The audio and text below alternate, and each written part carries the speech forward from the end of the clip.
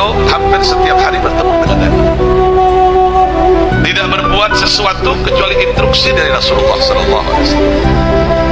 Sampai-sampai beliau itu mengatakan, idza dzakartun nabi num yashrid alaina rad li shi fi jinah wa baghat fil jawf al batir. Kalau datang rasa ngantuk yang berat pada diriku, saat itu pula aku ingat kepada Nabi, hilang rasa ngantuknya. Ya Rabb, kalau seandainya malam ini aku mempunyai dua sayap, aku akan terbang ke Madinah, aku akan menemui datukku dan aku akan duduk di sampingnya untuk berdoa, bersalawat dan memohon syafaat. Allahumma shalli ala Muhammad, basyiru sallu ala Nabi. Assalamualaikum warahmatullahi wabarakatuh. Izin setit Kang. Kang Soleh, Kang Mudor. Ya. Izin setit. Menikapi omong-omongan sampean iku mau, nggih. Aku gak percaya. Aku gak percaya. Banyak teman-teman saya masyarakat yang tidak percaya dengan omonganmu. Maka kita elingne kowe, Dor Mudor. Ngaji sing apik. Ngaji sing apik. Umat aja mbok cekoki karo dongeng-dongeng gedabrus. Dongeng ngono ae lho, aku iso. Aku iso. Ngaji sing apik. Contoh ngaji sing apik nyekelo kitab. Kitab mungin ke, takrib ke, ya.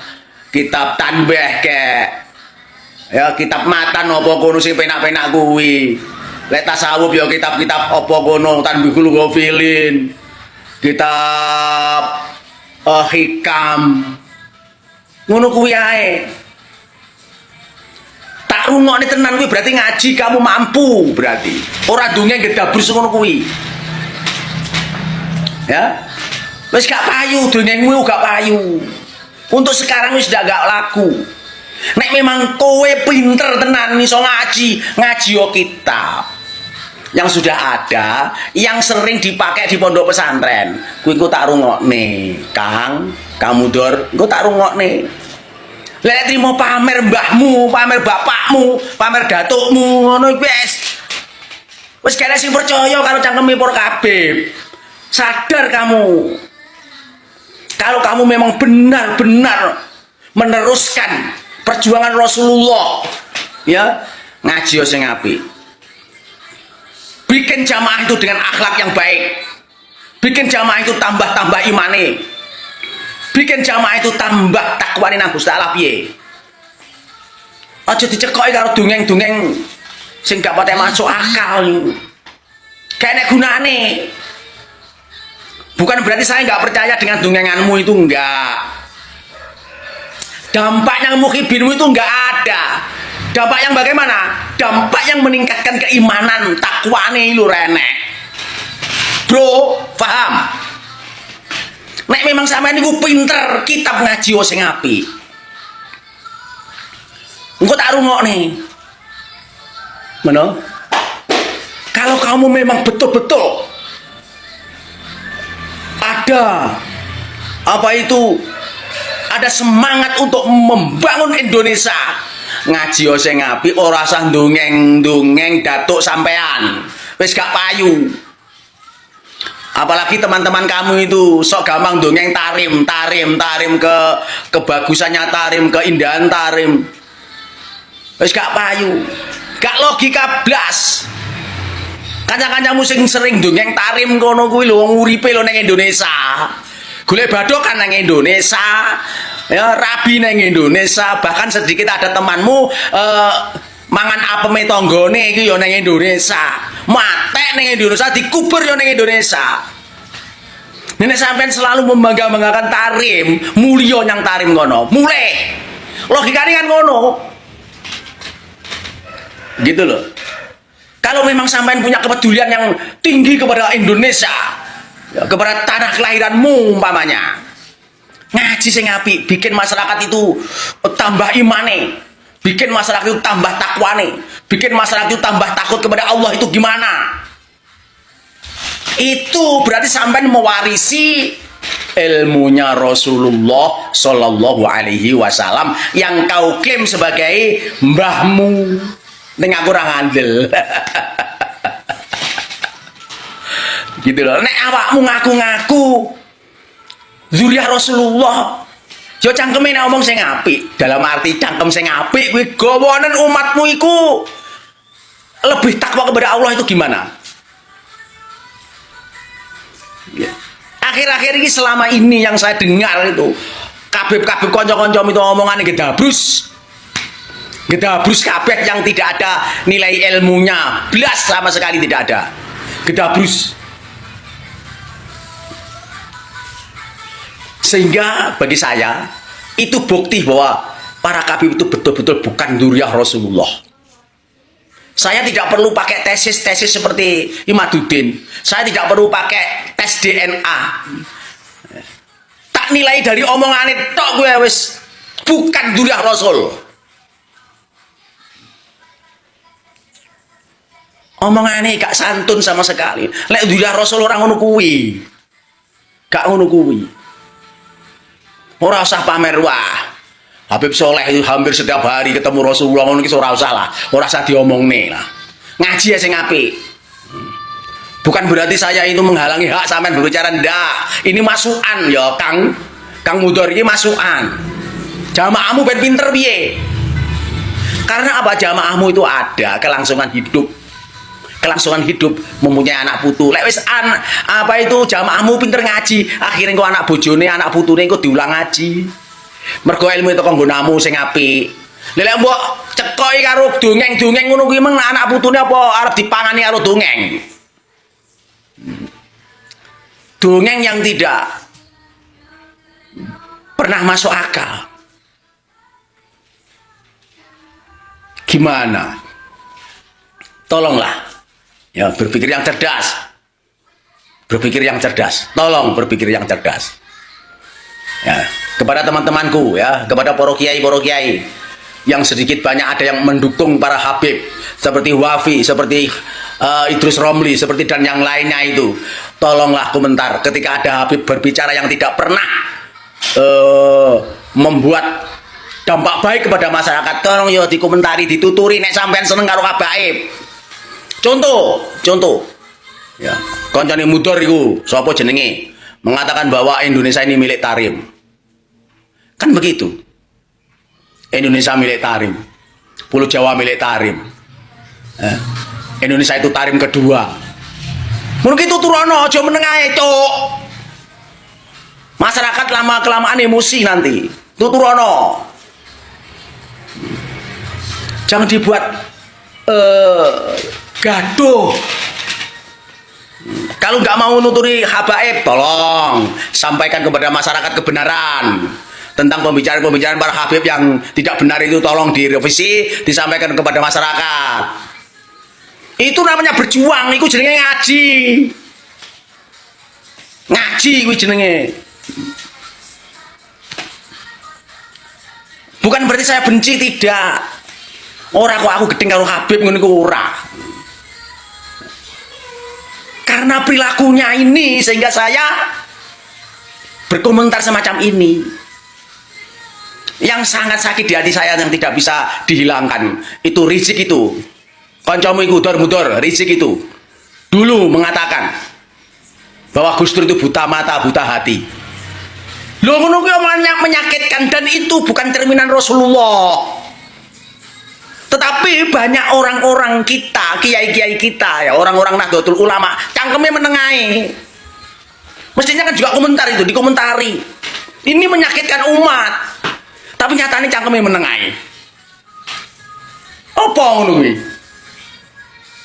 Jangan salahkan nek aku muni cangkemnya coba salah nih.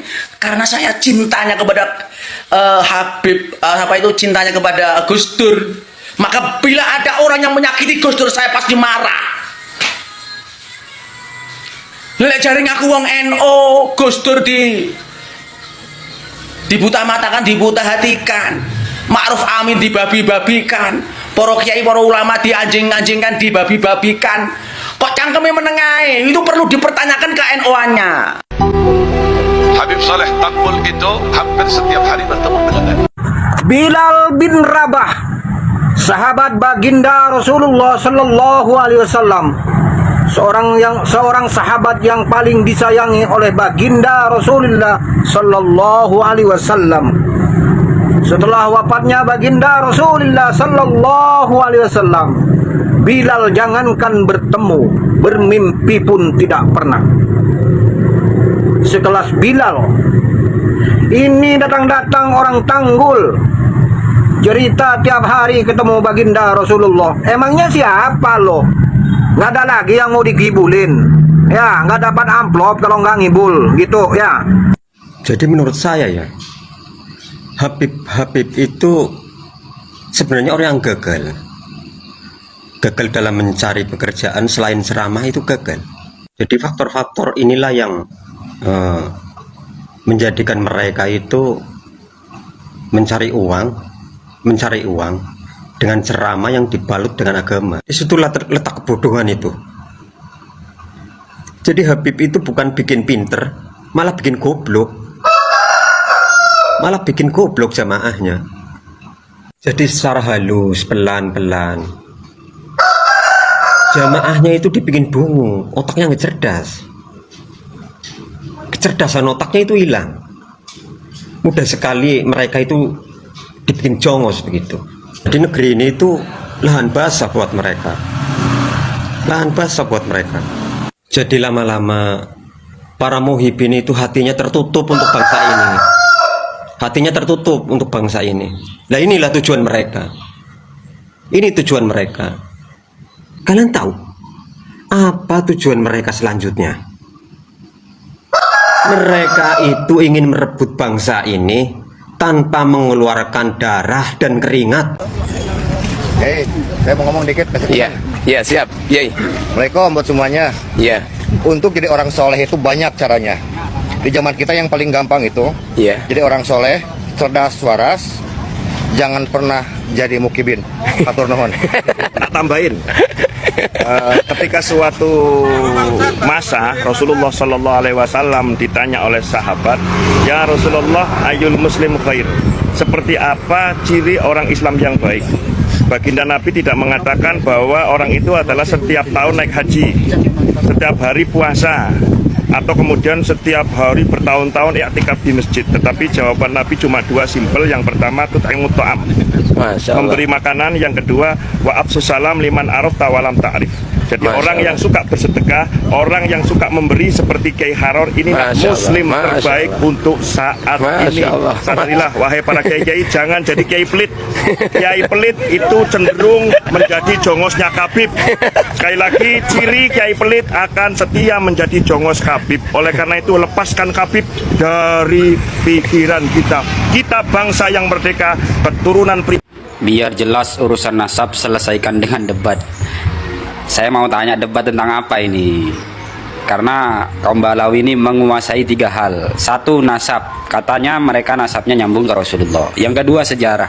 Katanya sejarah Indonesia terutama NKRI tidak akan merdeka tanpa ada Habib. Yang ketiga, khurafat.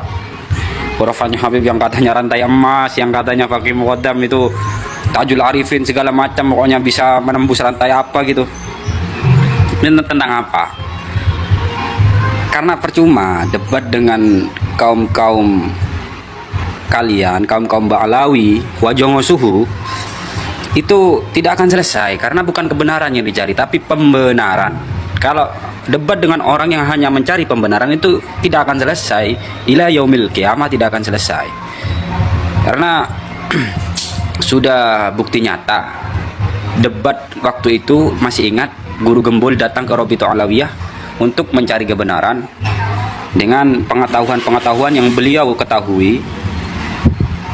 Dikeroyok di dalam satu ruangan, dikeroyok dengan Robito Alawiyah itu. Akhirnya apa yang terjadi hasilnya? Bukan disanjung, bukan berterima kasih, bukan apa, malah dihujat mati-matian. Dikatakan sesat, dikatakan ini. Kan itu kurang ajar. Berarti kan gak ada manfaatnya debat dengan Bang Alawi.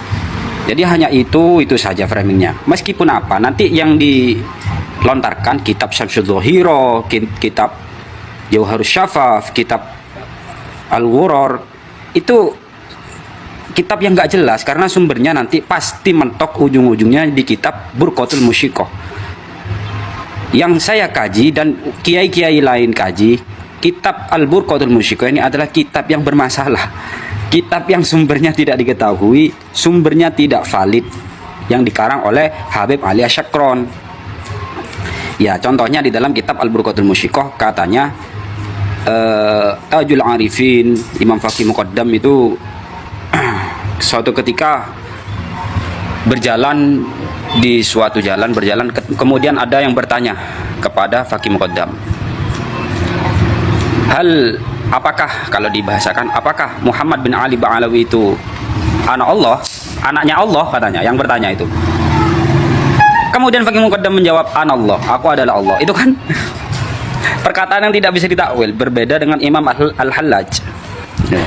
Kalau perkataan Imam Al-Hallaj itu bisa ditakwil. Kata Imam Faqih Muqaddam ini apa? Anallah, aku adalah Allah. Itu kan, dan di kitab itu tidak disertakan referensi-referensinya, dalil-dalilnya dari mana, tidak ada. Jangan-jangan Habib Ali Asyakron ini ngarang gitu, dari karangannya sendiri, dari apanya sendiri. Itu kitab yang di sumbernya Ba'alawi. Dan pokok inti sumbernya kitab Ba'alawi itu Al-Burqatul Musyikoh. Yang mana Al-Burqatul Musyikoh ini menjadi kitab yang tidak valid, yang bermasalah. Jadi percuma debat dengan kalian kalau sumber kitabnya saja seperti itu bermasalah. Apa yang mau diperdebatkan? Perdebatan ini mencari kebenaran, bukan kebenaran. Tapi kalau saya amati, saya pikir-pikir, lebih baik tidak usah berdebat lah dengan golongan-golongan Ba'alawi dan Jongo Suhu. Karena apa? Kata Rasulullah Shallallahu Alaihi Wasallam, an Abi Hurairah radhiyallahu anhu, qala Rasulullah Shallallahu Alaihi Wasallam, la yu'minul abdul imanah hatta yatrukal kadiba fil muzahah wa yatrukal mira'ah in kana shadiqan. Tidak dikatakan sempurna iman seorang mukmin jika masih suka berbohong dalam bercanda, dan juga masih suka berdebat meskipun ia benar. Jadi tinggalkanlah debat kalau kepingin imanmu sempurna ya. Karena saya iman, rukun iman saya ada 6 yang sudah kita ketahui, yaitu ada 6. Kalau kalian kan ada 7 itu tambahan. Harus percaya kepada Ba'alawi. Kalau nggak percaya, seperti dalam video yang kita saksikan ya kawan-kawan, Pak Mudrol ini memberi kurofat bagaimana Habib Saleh setiap hari itu berjumpa dengan Rasulullah dan tidak ada pergerakan beliau atau tidak ada pekerjaan beliau kecuali mendapat perintah dari Rasulullah. Kan kayaknya kayaknya janggal banget gitu ya kan. Saya sebagai orang bego juga kayak apa sih gitu ya kan. Nah, apa yang disampaikan Mudrol itu mendapatkan kritikan keras dari bapak-bapak. Yang jelas ya mbok ya yang lebih manfaat gitu kan ya, nggak cerita-cerita yang begitu tarim, terus cerita kerafat yang nggak manfaat. Namun begitu semua kembali ke masing-masing ya kawan-kawan, bagaimana kita menyikap. Silahkan Anda simpulkan sendiri, dan bagaimana menurut Anda silahkan berikan komentar ya. Terima kasih sudah menonton, sehat selalu, sukses selalu. Wassalamualaikum warahmatullahi wabarakatuh.